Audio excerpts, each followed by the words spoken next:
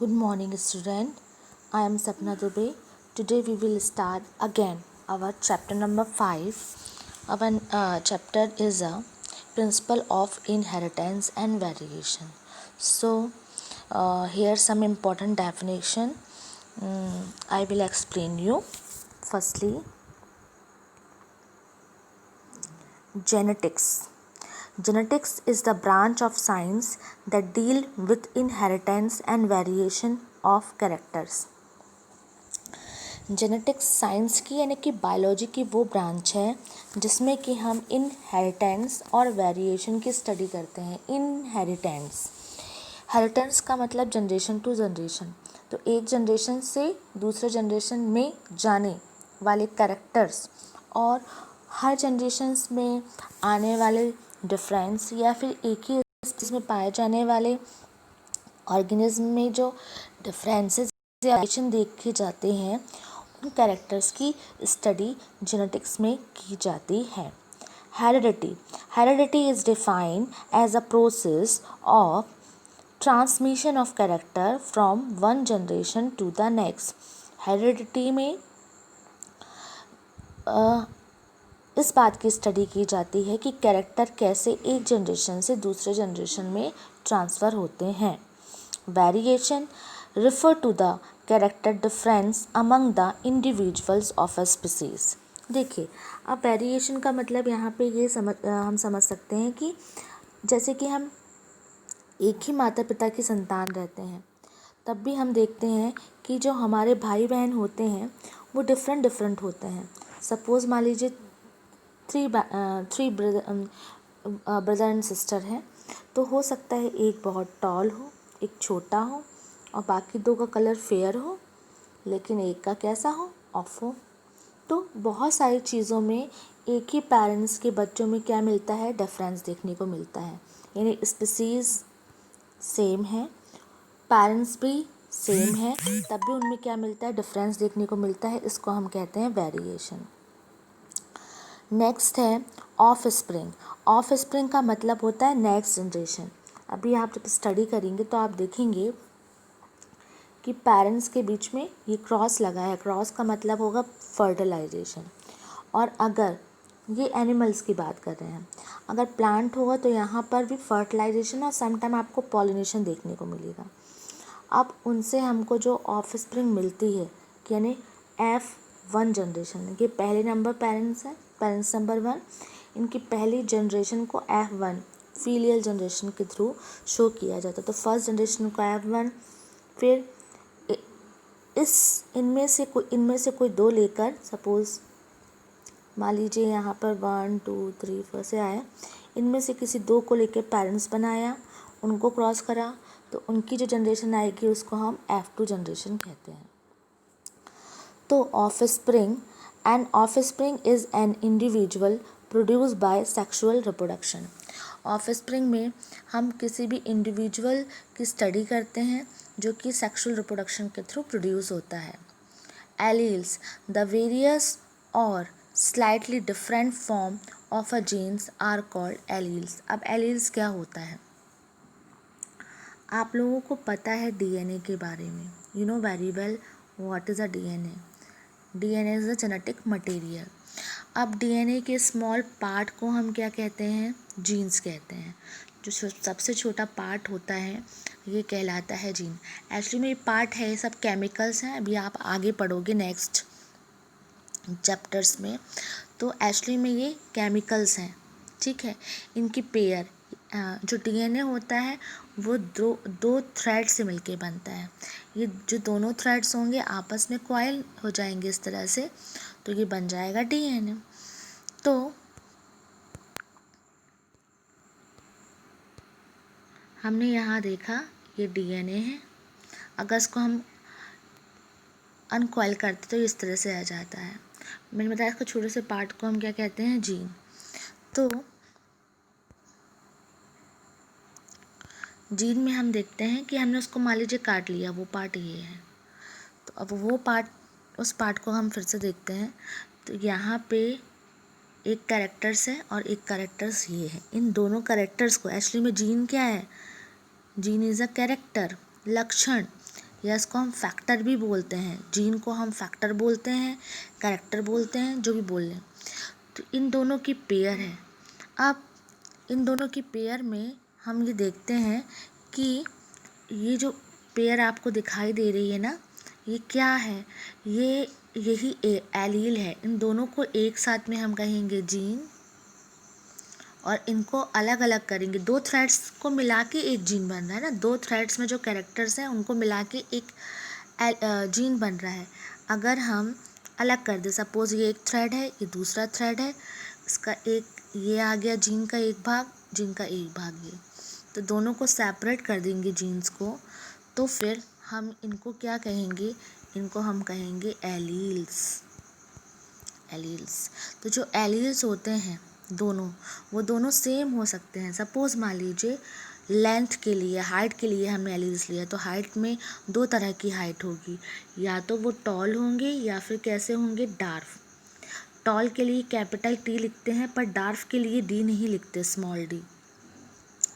जो dominant characteristic है, मतलब जो कैरेक्टरिस्टिक प्रभावी है, उसके जस्ट अपोजिट कॉन्ट्रास्ट कैरेक्टरिस्टिक को स्मॉल लेटर में शो किया जाता है। ये आपने 10th स्टैंडर्ड में पढ़ चुके हो। तो हाइट के लिए 2 कॉन्ट्रास्ट कैरेक्टर होंगे। कॉन्ट्रास्ट मतलब एक दूसरे के अपोजिट, कैपिटल T और स्मॉल t। तो मान लीजिए कैपिटल T को शो कर रहा है एक थ्रेड, मतलब इसमें डोमिनेंट कैरेक्टरिस्टिक है, और दूसरे में स्मॉल, यानी एक एलील डोमिनेंट है और एक एलील कैसा है, रिसेसिव है। ऐसी कंडीशन में इसको हम कहेंगे हेटेरोजाइगस। ये दोनों अलग अलग हैं एलील्स, इनको हम कहेंगे हेटेरोजाइगस। हेटेरो मतलब अलग अलग, अपोजिट। ऐसा हो, ये एक थ्रेड है DNA का और दूसरा थ्रेड ये है, ठीक है। ये एक एलील है और एक ही एलील है, कुल मिला के ये दोनों को मिला के जब ये बाइंड हो जाएंगे तब जीन है, अभी नहीं, अलग कर दिया। अब हम देखते हैं, तो ये भी कैपिटल T है और ये भी कैपिटल T है। दोनों में डोमिनेंट कैरेक्टरिस्टिक है एलील, यानी दोनों एलील कैसे हैं, डोमिनेंट। तो उसको हम कहेंगे होमो मतलब सेम, जाइगस, होमोजाइगस। क्या बोलेंगे, होमोजाइगस। अंडरस्टूड। तो यहाँ देखिए एलील द वेरियस अलग अलग और स्लाइटली डिफरेंट और थोड़ा बहुत अंतर वाले फॉर्म्स ने रूप of a genes are called allele. Genes के सेम या डिफरेंस अलग अलग अंतर वाले कैरेक्टर्स ही क्या कहलाते हैं, उनके एलील्स कहलाते हैं। Phenotype the observal of several characteristics of an organism constitute its phenotype। phenotype को आप बहुत सिंपल लैंग्वेज में ले सकते हो, थोड़ा डिफिकल्ट है यहाँ पे डेफिनेशन, कि study of a outer characteristic is called phenotype। pheno means a outer characteristic, तो बाहर से देखने पर जो कैरेक्टरिस्टिक की स्टडी की जाती है उनको हम phenotype कहते हैं। ओके, देन है जीनोटाइप। तो द जेनेटिक कॉन्स्टिट्यूशन, बॉडी के अंदर जीन्स में जो कॉन्स्टिट्यूशन है, कॉन्स्टिट्यूशन मतलब कौन कौन से जीन है कैरेक्टरिस्टिक वाले, तो genetic constitution of an organism, किसी भी ऑर्गेनिज्म के जेनेटिक कॉन्स्टिट्यूशन की स्टडी को हम कहते हैं उसका जीनोटाइप। होमोजाइगोट, मैंने अभी बताया होमोजाइगस या होमोजाइगोट। एक्चुअली में होमोजाइगोट प्योर ब्रीडर है। It is an individual organism in which the member of a pair of alleles for the character are similar। अभी आपको बताया इसमें क्या होगा, जो भी ऑर्गेनिज्म है, मेंबर है, इंडिविजुअल है, उसमें जो पेयर में एलील किस में रहते हैं, हमेशा पेयर में, है ना। तो वो दोनों के दोनों जो पेयर में हैं वो सिमिलर हैं, तो वो होमोजाइगस है, T&T। नेक्स्ट यहाँ पे हेटेरोजाइगस, अगर किसी DNA की दोनों ब्रांच में या जीन के जो पेयर हैं यानी एलील्स हैं वो डिफरेंट होंगे, डिसिमिलर होंगे, तो वो कहलाएंगे हेटेरोजाइगस। डोमिनेंट फैक्टर या डोमिनेंट जीन तो उनके एलील कैसे होंगे। Dominant allele is the allele which express itself in a hybrid whereas the member of a pair of alleles for the character are different। देखिए डोमिनेंट एलील क्या होता है, अभी बताया था, ये दोनों ब्रांच हो गए डीएनए के, एक ये टॉल है एक ये स्मॉल है। ऐसा एलील, ये इसकी बात कर रहे हैं, ऐसा एलील जिसमें आपस में क्रॉस होता है, यानी हाइब्रिडाइजेशन। हाइब्रिड का मतलब दो अलग अलग चीज़ों का वो होता है। अब इनकी जब नेक्स्ट जनरेशन आती है तो ये आपस में मिलके ऐसे हो जाएंगे, यानी कॉइल होने पर ये एक मिक्स हो जाएंगे। ऐसे हाइब्रिड को प्रोड्यूस जिसके कैरेक्टरिस्टिक जो होते हैं वो अपने आप को किस फॉर्म में शो करते हैं, डोमिनेंट कैरेक्टरिस्टिक के फॉर्म में शो करते हैं। तो वो जो एलील होगा वो क्या कहलाएगा, डोमिनेंट। हमें ठीक है, अगर एक भी डोमिनेंट एलील प्रेजेंट है तो जो फिनोटाइप कैरेक्टरिस्टिक होंगे वो डोमिनेंट ही होंगे।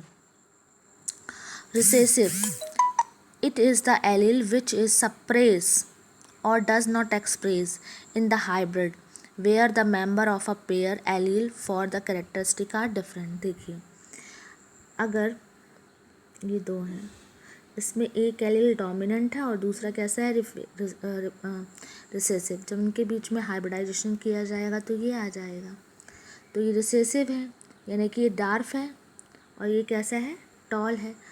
तो ये जो नया ऑफ स्प्रिंग आया है, यानी कि F1 जनरेशन नया आया, ये हाइब्रिड है। हाइब्रिड का मिक्सचर है ना।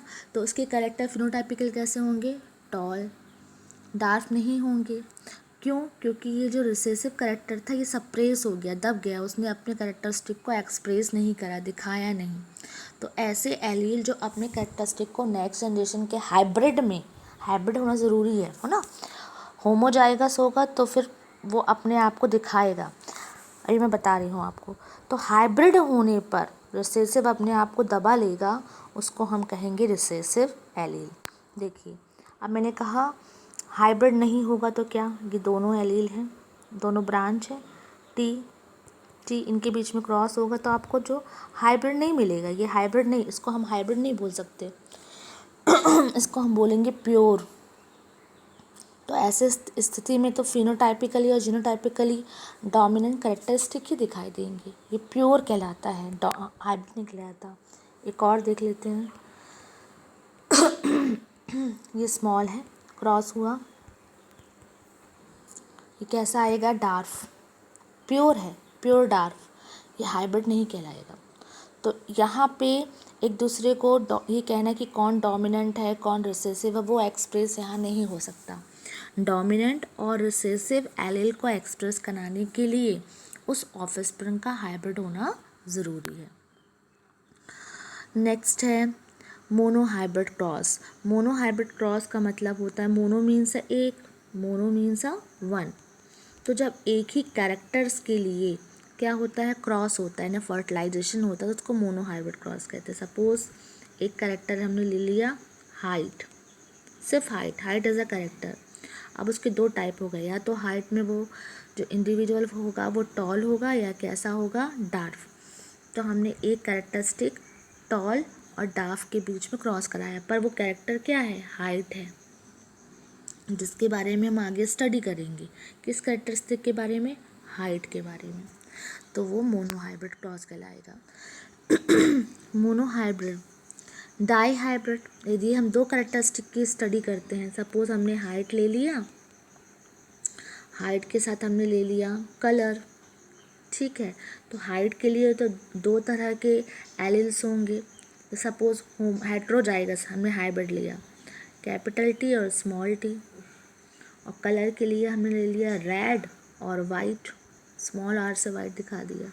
तो उसके जो हाइब्रिड बनेंगे वो है capital T small T, capital R small R. हमेशा एक कैरेक्टर के लिए कितने एलील्स होते हैं, दो, तो दो के लिए कितने हो जाएंगे, चार, तो यहाँ चार हो गया। तो डाई हाइब्रिड क्रॉस, जब दो कैरेक्टरिस्टिक के बीच में क्रॉस होता है। इमैस्कुलेशन इज़ वेरी इम्पॉर्टेंट, हमने फर्स्ट चैप्टर में भी पढ़ा था। Emasculation, it is a process of removal of anther, हमेशा रिमूवल ऑफ एंथर, गायनीशियम के स्टिग्मा और स्टाइल को कट नहीं करना है, एंथर को कट करना है। मैस्कुलाइन मतलब मेल पार्ट, एंथर को रिमूव कर दिया जाता है किस फ्लावर में से, जो फ्लावर बाइसेक्सुअल होता है। और कब किया जाता है? पॉलिनेशन के पहले, पॉलिनेशन के बाद नहीं, क्योंकि इसका एम ही है कि पॉलिनेशन को आर्टिफिशियल तरीके से करवाना, ना कि आर्टिफिशियल तरीके से करना। इसको हम उसमें नेचुरल तरीके से होने से रोकते हैं, है ना। तो इस इमैस्कुलेशन की प्रोसेस में हम एंथर को रिमूव करते हैं पॉलिनेशन के पहले। नेक्स्ट है इनकम्प्लीट डोमिनेंसी। ये मैं अभी आपको incomplete dominancy, codominancy, multiple allele, Punnett square, linkage, ये आपको जब आप करोगे, अब पढ़ोगे तब समझाती हूँ। बस पुनेट स्क्वायर समझा देती हूँ। पुनेट स्क्वायर क्या है? Punnett square is a device, एक डिवाइस है that has been created to yield a diagram that allow an easy representation of hybridization data. Punnett square में इस तरह से होता है, जो आपका चार्ट बनता है, टेबल बनता है, उसी को कहते हैं। इसमें हम आसानी से जो हाइब्रिडाइजेशन करते हैं दो ऑर्गेनिज्म के बीच में, उनमें क्या आने वाला है, तो उसकी पूरी डाटा की जानकारी इसमें आसानी से देख सकते हैं और स्टडी कर सकते हैं। इसी को हम पुनेट स्क्वायर कहते हैं। ठीक है। नेक्स्ट है सेक्स क्रोमोसोम और ऑटोक्रोमोसोम। ऑटोक्रोमोसोम देखिए, सपोज एग्जांपल लेते हैं ह्यूमन बीइंग का। ह्यूमन बीइंग में कितने क्रोमोसोम है? 46 क्रोमोसोम है। ओके, अब इन 46 क्रोमोसोम में 46 क्रोमोसोम में पेयर हो गई 23। पेयर हो गई, ये एक पेयर, ये दो पेयर, ये तीन पेयर, ऐसे 1 से लेकर 22 नंबर तक की पेयर। इन सारे पेयर में एक्स ही एक्स मिलते हैं। इन सारों को हम कहते हैं ऑटोक्रोमोसोम। लेकिन 23rd नंबर की जो पेयर होती है वो फीमेल होगी तो XX होगी और मेल होगी तो XY होगी। तो जो 23rd नंबर की पेयर होगी, जो डिसाइड करेगी कि नेक्स्ट जनरेशन में जो बेबी होगा वो मेल होगा कि फीमेल, उस क्रोमोसोम की पेयर को हम सेक्स क्रोमोसोम कहते हैं। म्यूटेशन। ओके, म्यूटेशन क्या होता है? Mutation is a defined as the suddenly heritable change in the base sequence of DNA or a structure of a chromosome or a change in an individual of chromosome, number of chromosome। देखिए, mutation का मतलब होता है, बिल्कुल easy language में, suddenly change in chromosome और DNA. DNA में होगा तो क्रोमोसोम में भी होगा। डीएनए में और क्रोमोसोम में सडनली चेंज होता है, उस सडनली चेंज को ही हम क्या कहते हैं? म्यूटेशन। सपोज ह्यूमन बीइंग में 46 क्रोमोसोम है, म्यूटेशन हुआ तो 47 हो गए, ये म्यूटेशन है। या 46 है तो 45, दिस इज़ अ म्यूटेशन। तो डीएनए की मात्रा बढ़ जाएगी या क्या हो जाएगी? घट जाएगी। तो क्रोमोसोम का नंबर भी क्या हो जाएगा? बढ़ जाएगा या घट जाएगा। तो जो भी डीएनए की मात्रा में या क्रोमोसोम में जो चेंज होता है उसको हम क्या कहते हैं? म्यूटेशन। जो कि सडनली होता है, धीरे धीरे नहीं होता, एकदम से होता है, उसको हम कहते हैं mutation. Pedigree analysis, it is analysis of the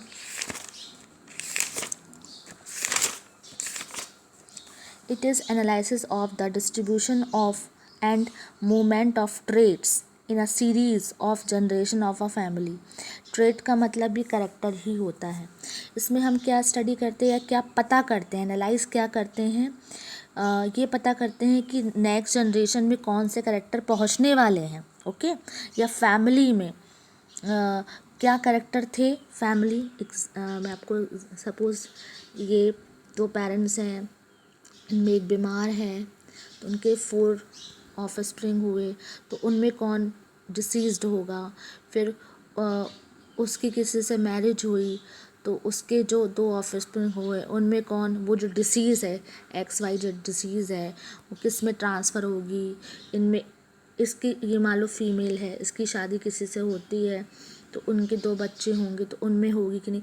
यानी पूरी फैमिली जो एक के बाद एक sequence F1 generation, F2 generation, उनकी पूरी फैमिली में एनालाइज करना और ये पता करना कि कौन सा ट्रेट मतलब कैरेक्टर, कौन सा trait generation to generation pass out होता जा रहा है, उस एनालाइज को हम कहते हैं पेडिग्री एनालिसिस। ओके, तो आज के लिए इतना ही। Thank you very much.